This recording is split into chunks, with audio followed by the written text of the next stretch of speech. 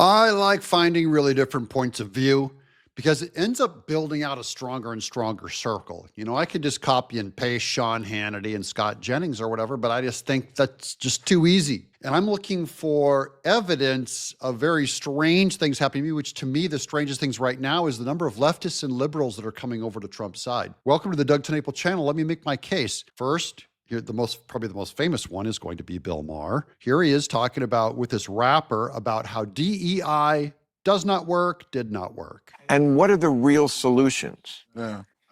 America got a real wake-up call where they thought DEI meant black people. It doesn't mean... Surprise, mother... What do you mean?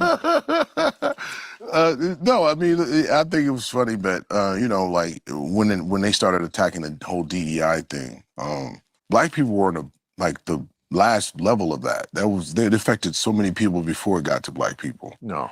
Yeah. No. DEI programs? Yeah. No, come on. Yeah. It was there to even things out with black people. That's what the program, diversity, equity, and inclusion.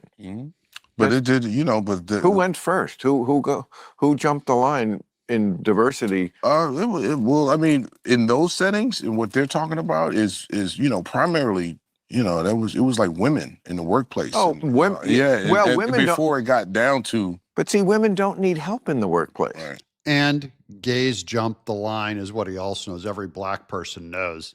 The gay agenda went nuts over the last 4 years on DEI. They blew past blacks so quick. This guy is an Australian liberal. He claims no one's more left-wing than I, and he completely supports Donald Trump's decisions on his negotiating with the Zelensky stuff. In defense of Donald Trump, there are a lot of lefties and news agencies around the world now criticizing Donald Trump's treatment of Zelensky. And from what I saw, it was actually brilliant diplomacy. He essentially said, if you want to keep sending your soldiers to die, we're going to stop providing funding for it. Take the ceasefire, or that's it.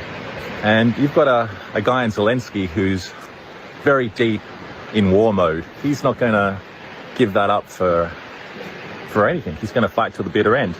And you've got Trump, who actually just wants to make a deal, get it done, get it over the line. I think it's actually the best diplomacy I've seen from the United States in years. Best diplomacy he's ever seen from a leftist. I mean, how left is he? Look at his hair. Look at that. It's even rainbow Raggedy Ann hair from Australia. No one's farther left than I, he says. And he's coming out and saying, Trump, good job.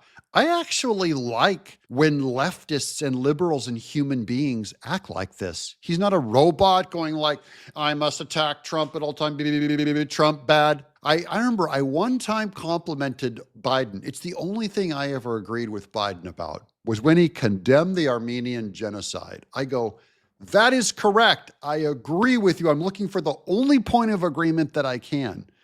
But there's leftists that can see Trump doing great diplomacy and they still won't acknowledge it because they're a zombie. This guy's a leftist. He's not a zombie. He wants to reduce bloodshed as quickly and efficiently as possible. He wants to reduce U.S. government spending as quickly as possible. I thought it was brilliant. And you won't get anybody more left-wing than I.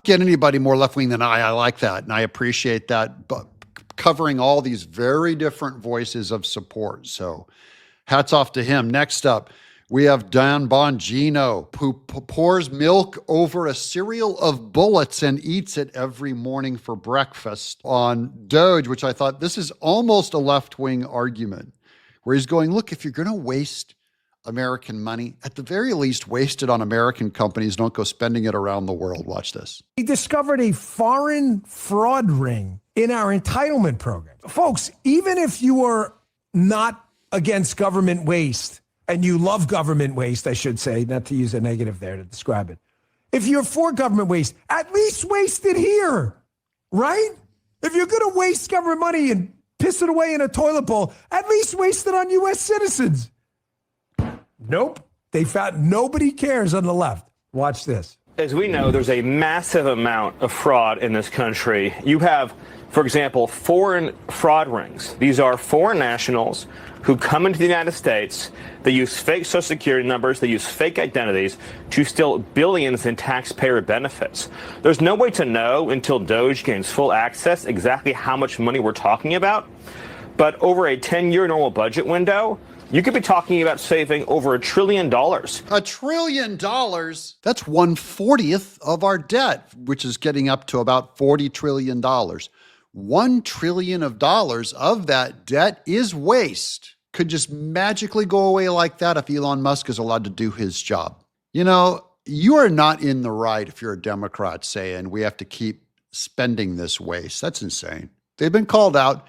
Their whole party's in collapse. Their whole movement. I don't know if there'll be another Democrat, leftist, anything. I mean, the Democrat Party might have to completely reconstitute as a right-wing Democrat Party to ever get a vote, because the liberalism, the progressivism, and the leftism is poison. Thank God, because that is the satanic part of the Democrat Party. For all I know, Democrat Party will come out to the right of the Republicans, be more Christian, be more pro-life, be more traditional marriage, be more economic opportunity, be more freedom. Maybe I'd become a Democrat. Holy cow, what am I saying? Never put an X next to a Democrat. Woo, woo. I got to snap out of it there. I'm Doug in exile.